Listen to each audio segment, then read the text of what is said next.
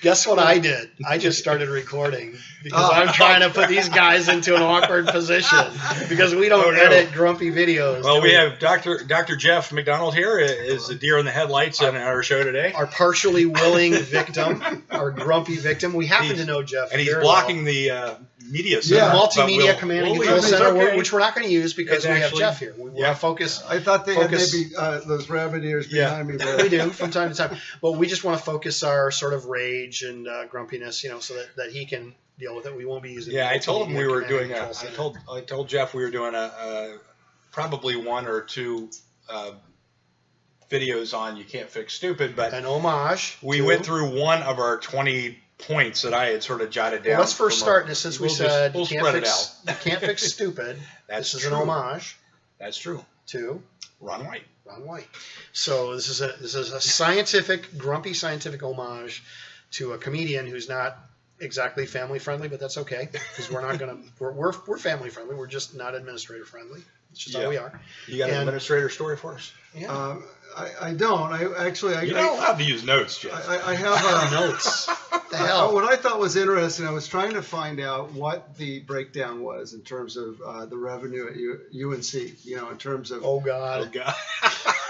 He mentioned the university that we're all going to get fired from. I know. I'm going to be a broken man by the end of this. And I thought you guys were setting me up with the administrator line. So okay, so there we go. So so actually, most of the money comes from NIH. Yeah, 640,000. That's the revenue, and then 40,000 total. No, it's 640 million. 40. It is actually 40,000 sounds low. 40 million sounds high. Where's that one? Oh, it's here it is. This one, it's student tuitions. So what units are it in? Student tuition is like 10 or 20%. It's in millions, actually. So it's in millions of dollars. It's in real money. Student tuition, $417 million. That's what it says. Yeah, grants and contracts, $811 million. So then sales and services, which are $840. Oh, that must include the medical school. Yeah, I think that's what it is. And then other revenue, $14,000. So the actual fees are, what's that? That's 16. It's about 20%. From student fees, but then administrators, if you look at like a lot of the things that don't make a lot of money. Administrators don't make money? They don't bring in any cash. They don't bring in any cash. How much are they paying? I would put it this way. I would say they generate no value. They generate no value to, let me see this. And this is not true of all administrators because there are some that are pretty low level who actually work like dogs and they support us all the time. We love them because they actually help us. We're talking about everybody. Pretty good. Pretty much. Out. Yeah. We're talking about everybody that doesn't watch the show. Anybody that watches the show, we like you. But everybody above that level. People who would never deign to watch a thing like this. That's right. Yeah. So what is it? Would they be operational and maintenance?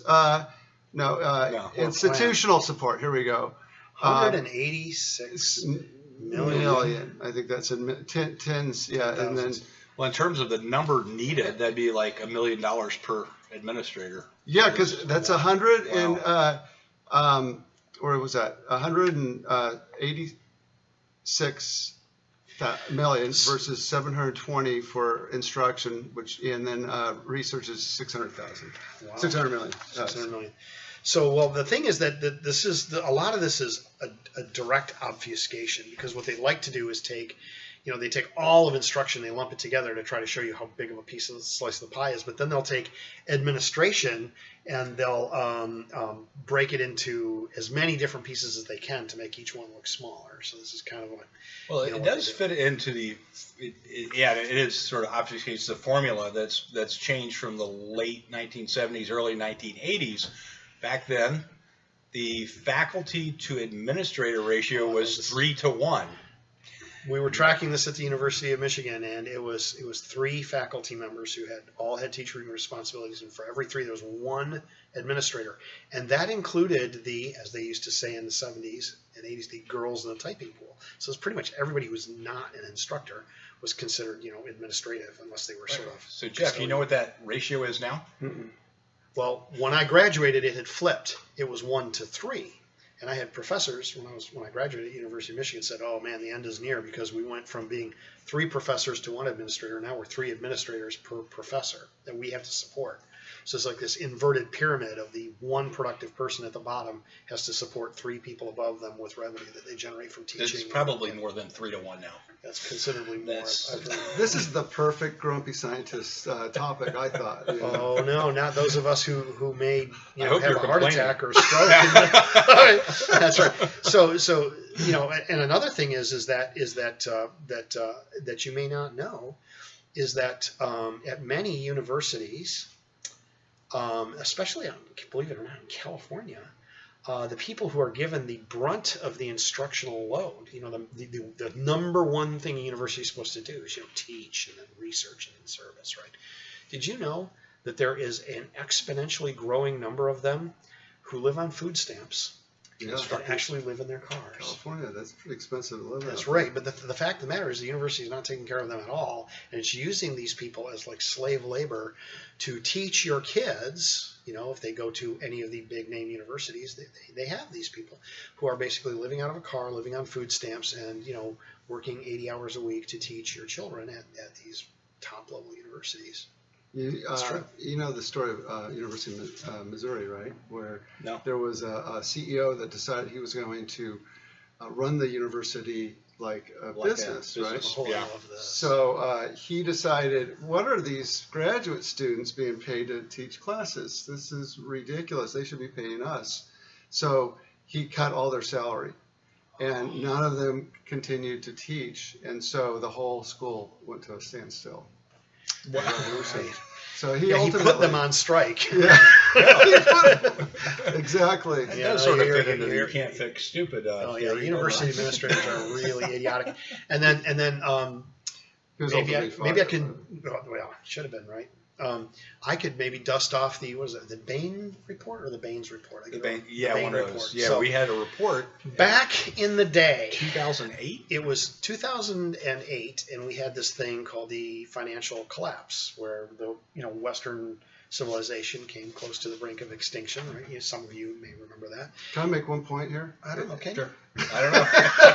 It's interesting because that did one nice thing. It reduced, in 2008, you can see here, it reduced the administration to 86,000, and now we're at 186,000. So that's when they started dumping. So, this is actually this feeds into the piece of data that I'm about to give you. So in 2008, here at this university we won't name, I was chair of quite a department, it was a program for undergraduates called Curriculum and Applied Sciences and Engineering. And so I was privy to all the sort of high level decisions of who was going to get paid and who was going to get let go and who was going to have to take a pay cut and everything like that. And so right about then, 2008, the university was really we were feeling like we were sliding into a depression, right? Because nobody knew when it was going to stop. So the university paid for a formal report from this external consultancy. And so these guys brought basically everybody at the university they could lay hands on into a room. I was one of them. Did you get interviewed? Oh, I was nobody. I still am. Did you get interviewed? I've always been the cockroach in the department. Super important. I was super important. I'm way above these guys. Yeah. Okay, and right, and I don't even have an office in the university anymore. That's how much they like me. But at the time, I was a chair, and I got interviewed, and they asked all kinds of questions about how does this work, how does that work, and everything. And I thought, well, it seemed a little bit deeper and more insightful than I thought it was going to be, kind of superficial. And they actually came out with a lengthy, detailed report. And the summary of the report was, ta-da, you've got one entire layer of administration that is unnecessary. It does not help anything. And our recommendation is that you eliminate that layer of the unnecessary bureaucracy. That's what the Bain report said. And we discussed it as department chairs. We're like, woohoo, so finally our faculty will be unshackled from having to pay these, $150,000. What did they do after that? What did the university do after that report? My esteemed colleague, Dr. McDonald, just pointed out, the numbers show what happened was that they actually hired a layer of bureaucracy and administration to oversee the implementation of the report. Hey, to be fair, they got rid of that layer, but hired one above and one below. So then the next thing they did, they got rid of that layer. They hired one above and one below. And then what they did is at the lowest level, with these people who work in the trenches, the ones who have to help all the grumpy scientists all day, like like helping us sort out classes and just do the grunt work of running a university, they actually cut that staff in half. Well, yeah, because right. So they combined our department with radiology, I think, and stuff like that, right? So they combine this. So instead of like one department having one assistant for curriculum, now it has a half an assistant, right? So things like that. So that's where they save their money, but they actually added additional like higher level, icing on the cake bureaucracy to make sure that we implemented that report properly. I love that one, and it actually comes out in the numbers. No matter how much they try to massage it, you can see the footprint of it. We were in an interesting meeting last year, almost last July or something. Oh yeah, I was there. And we brought this up, and boy, they defended it to the hilt. It was like, oh well, yes, we did exactly what they said. Really? Yeah. She said, the person we were arguing with said the only finding they had was that UNC is a complex institution. Well, that was part of their preamble to saying, too complex, right? Yeah. Too many people, too many layers of bureaucracy. Chuck one out, reorganize, and you guys will be much better off. Not a chance. Bureaucracies never voluntarily get smaller. And I'm not a Republican. I'm they're kind of rabbits, like rabbits. Huh? Well, they're more like a really bad rash. My opinion. It's funny. The creep started right here in 2012. It was 84,000. Yeah, when the pressure started coming off, right? 2015, 130, 139, 186. So this number was before the Bain report. So like we commissioned the report and we were paying 86 million, 86 and a half. We got the report back the next year. I think it was a year or two, 2009, 2010. We were paying 89,000. 80, and then there was a little tiny dip in 2010 to 83,000. So 89 million to 83 million, 84 million roughly. And then it started going up and down and up. And so it went 91, 84, 93, 100, 130, 139, 186.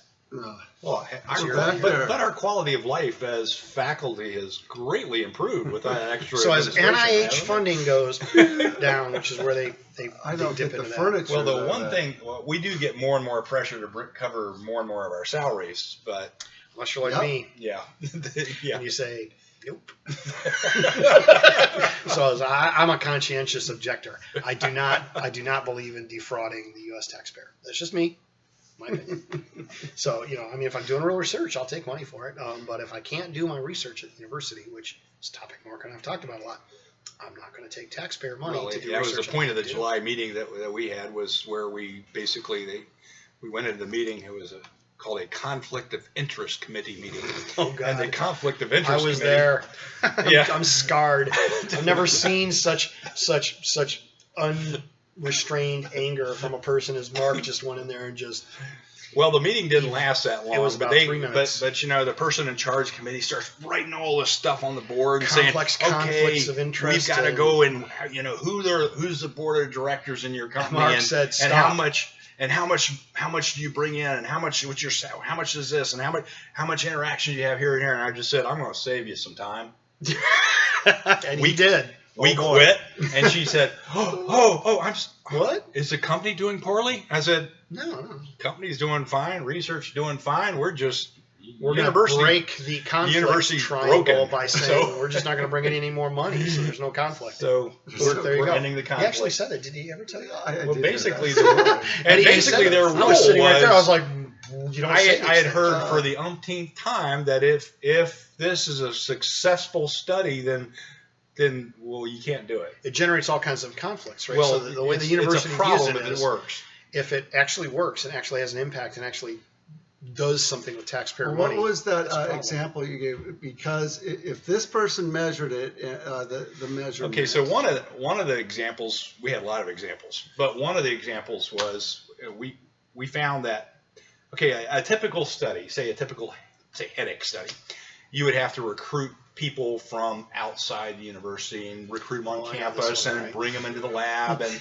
all this stuff. And, you'd probably get, doing the university-defined protocol, you'd probably get maybe 2 or 3 people a week Okay, so how many numbers do you think you should get for a study like that? Maybe 100. That sounds like a good number. Yeah. So what's that? You've turned the Really productive, really productive for you. productive study into something that's going to take forever. Right. You got to hire somebody to do the recruiting, hire somebody to write the all the safety stuff. Because I mean, come on, let's face it. This is dangerous. Watch what happens when I hit you in the head with it. Right. So, For the love of God, kids, don't use a computer it's mouse at dangerous. home. Well, the one I heard, there was a electrode that was being measured, and so you just read off, if you're a technician, you just read off what the number is. So because the person was paying, and it was used on serum, from the patient, so it had to go through the IRB. So because the person that was measuring the actual taking the measurement was paid by the company, he couldn't do that. So you had to find some way to get this measurement but not pay them. Yeah. Or they couldn't be university. Yeah.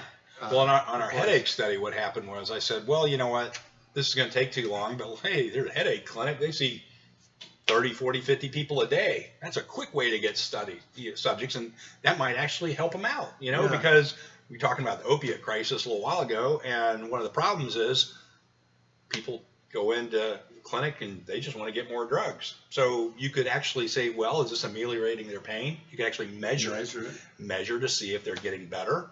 And so we said, yeah, we're going to set up and do that. It took us forever to get approval on that study because, well, the reason was that if what we did was working, then it would give the clinicians an unfair advantage over all the other headache clinics in the area. There's none. And there's one 3 hours away. But basically they're saying, so if it works, we can't do it. What they're saying is stupid on that there's one. A conflict yeah, we can't inherent. fix stupid. That's right. There's a conflict inherent if you do something in science that works. So yeah, you can't fix. So stupid. basically everybody's hitting this roadblock whenever they start to have some success. So I guess that's our badge of honor, is that we had to quit. At some point, the bumps in the road start to coalesce, and you're just driving at a higher level. It's not a bump anymore. It's just you're 6 inches above where you were. Yeah. So anyway, I think that's probably it. Yep. Any further thoughts? Okay. Now I'm sure we can think of other stupid things to talk about. Thanks for joining us, Jeff. All right. See you later.